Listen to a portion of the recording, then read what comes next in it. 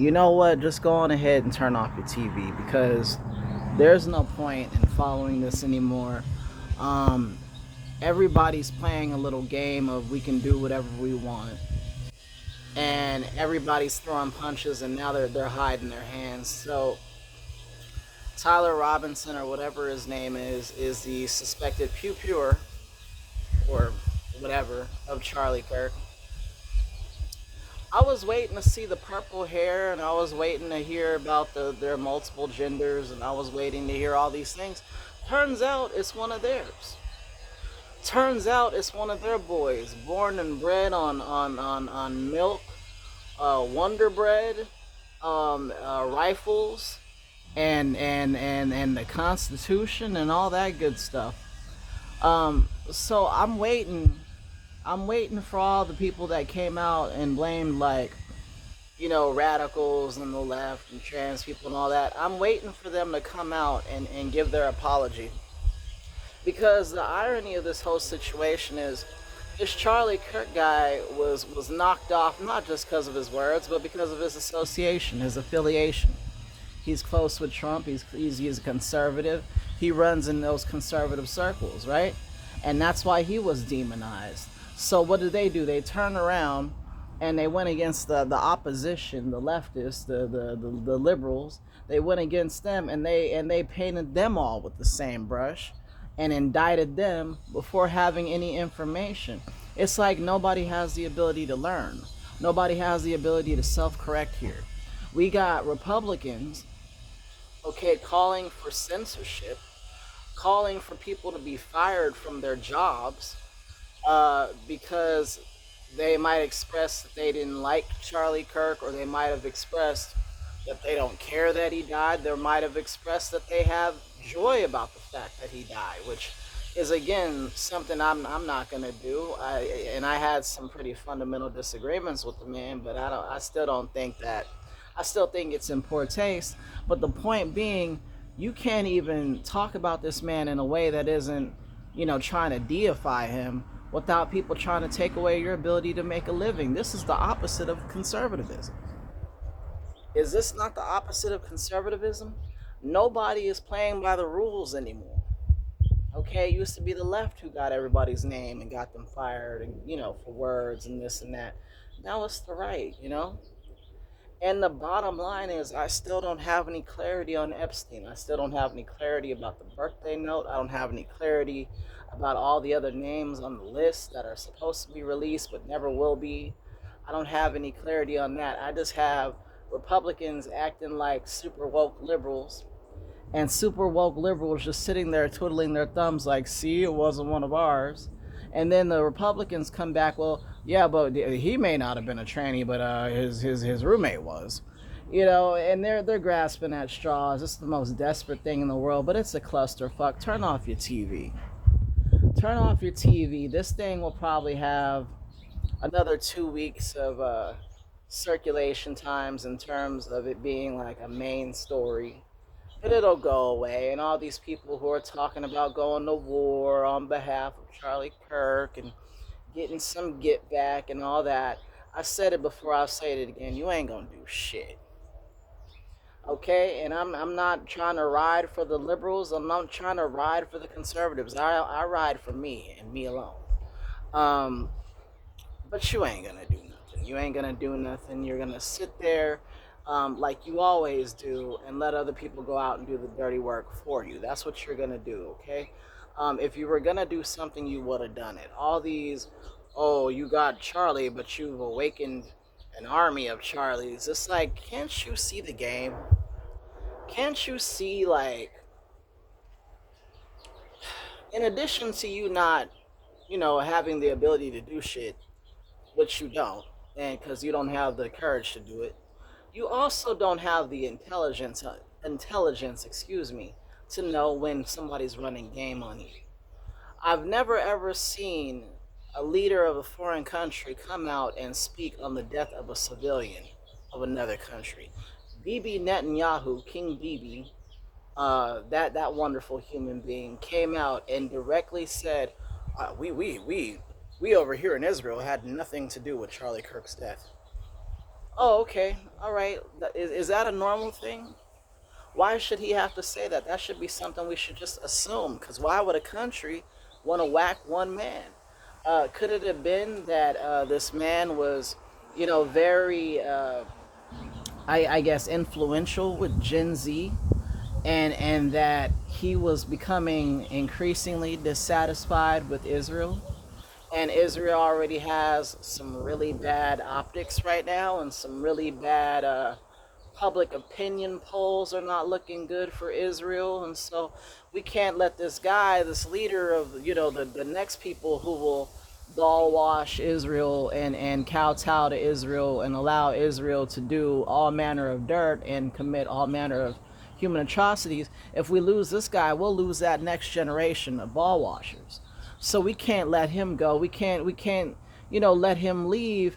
But what we can do is paint it like it's this leftist thing. They already hate the leftists. We'll do the trans thing. They already hate that thing. And then, we'll just go in, he'll be a martyr, and then we'll tie ourselves with him, and then that'll make for a positive association between Israel and all the people that are mourning Charlie Kirk and blah blah blah. How are you so stupid that you don't see the game? You can't see the game. You can't see the game when it's in front of you. You can't see the game. I could hand you the playbook and you couldn't understand the game. That's why I'm saying turn off the TV. This will be over in 2 weeks. Trump has got his coverage for Epstein. People are going to stop asking about it because, you know what, he came out and he winced and he furrowed his brow a little bit and talked about a guy that he probably barely knew and probably didn't give a fuck about. So it'll be over in 2 weeks. So he got what he wanted. Israel got to shut down a guy who was probably going to become a very outspoken person.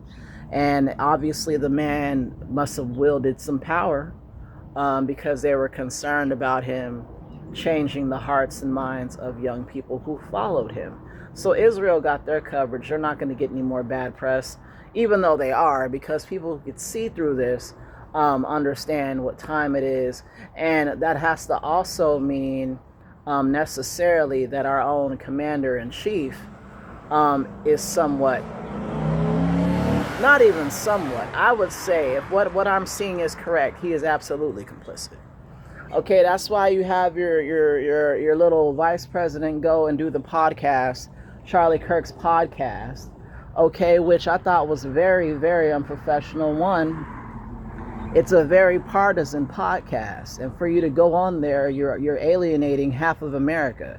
Yes, they are a conservative administration, but they are the conservative administration of all of America, not just conservative America. You are the commanders in chiefs of all Americans. So I thought that was stupid. I thought that was heavy-handed. It's like, we get it. You've already lowered the flags to half-mast.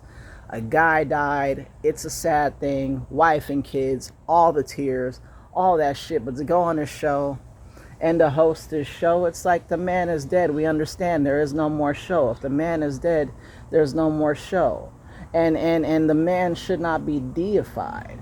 Okay, why are we deifying him? I can't say it enough. People are actually being fired for quoting his own negative shit that he said. Okay, he said that he would allow his 11-year-old, or he would make his 11-year-old give birth to her attacker's baby if she were forced upon, if someone forced themselves upon her.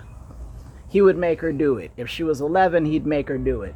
Okay? He's already said that. If he sees a black person in any position, of significance, oh, did you make it there by working hard, or did you? And I understand where people are coming from with that, but to assume that in every case before seeing how the person performs, which should be the way of, you knowing, okay, this guy is a smart guy or this lady is a smart lady, they got the job because of that. No, let's circumvent all that and just assume that you're an idiot and you're not fit to be here. These are negative things, and people have a problem with it, and the man really said it, and I'm sure he stood by those things. So there should be no problem with people speaking on what this guy said, the words that he chose to allow to fall out of his mouth. This is just a wild thing. This is just a wild thing to me. I've never seen America behave so stupid. I've never seen it. This is a rant. I don't really have a specific point, But it just turn off your TV. You know why? It's not even because of the influences or the strength of television and how it influences us. It's us. We're stupid. Everybody needs to turn their fucking TV off now. Everybody needs to stop being an armchair FBI agent. Everybody, including myself, everybody needs to sit down, realize you don't have all the facts, but there are some pretty good, strong indications, and leave it at that. All these people talking about retribution and all these left-wingers coming out saying the most wild shit just to prove they didn't like Charlie Kirk, you're both misled. I saw some cringy ass shit on TikTok. This guy, okay, he walks into a Starbucks. He takes his shirt off to walk into a Starbucks. He's this big ripped guy, lots of tattoos, a scary guy, right? And he walks into a Starbucks with all his tattoos and he's all flexing. And they're like, so what's the name on the order, sir? And he's like, Charlie. And then he walks out all like ripped and shit with his Starbucks. Okay, number one, you're in Starbucks, so ain't that hard. But he's walking out all ripped with his Starbucks cup and it says Charlie. Like him getting the barista to say the name Charlie was some sort of victory. And this is, we're saying his name as if there was a moratorium on saying his name. I wish people would stop saying his fucking name and move on to other things. I'm sure there are other things in the world than one dude, one man on a planet with billions more dying. I'm sure there's more shit to do, but all these little degenerates are going out thinking that they're a part of a movement. You're not a part of a movement.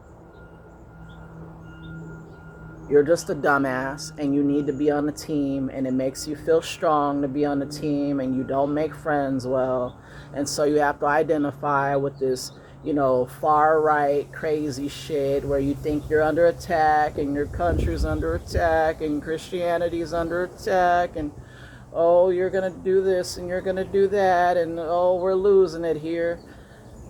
Turn off your fucking TV. That's how everybody feels better and does better. Vote with your non-attention. Turn off your fucking TV. There's nothing to see on TV anyway. What's there to see on TV? Fucking reality TV shows, okay, and the news. And I repeat myself, okay? Ain't nothing but reality TV shows and the news. So basically the same thing. Bottom line, turn off your TV. Charlie Kirk is dead. Let the man rest in peace. You know what? I'll say this. Last note. Last little, armchair bullshit, right? The wife and her speech troubled me. Because though I understand her being angry, her husband was shot in front of her. It came off more like, this is what I'm saying to sound like I'm going to crack down on crime. And also I'll be running for president in 2028. That's what it sounded like to me. It didn't sound like this upset, grieving wife. It sounded like, not that she should have to be this docile little thing and, wearing all black. But it just felt like, okay, this isn't a movie. Nobody talks like this. You better run and hide because we're coming for you and we're not going to stop on our mission. It's like, okay, lady, okay, this is too much, too soon. You would think that she would go and regroup. You would think she would think about, okay, my husband just got shot. Maybe I should watch what the fuck I'm saying. Not that she should have to. Nobody should be afraid of saying anything in this country, okay? And that's the beauty of this country, or it was the beauty of this country. But she shocked me, or struck me as very disingenuous. I did not believe the crying. I did not see one tear come down her face.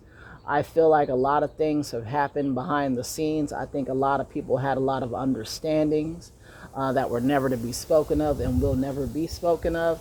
And I think that's generally how the cookie crumbles. Sometimes people are selected because they know that eventually they might be something, but they're still expendable. And I think that's what we're dealing with. So, in lieu of being lied to, I would just sooner say turn the fucking TV off. Just turn it off.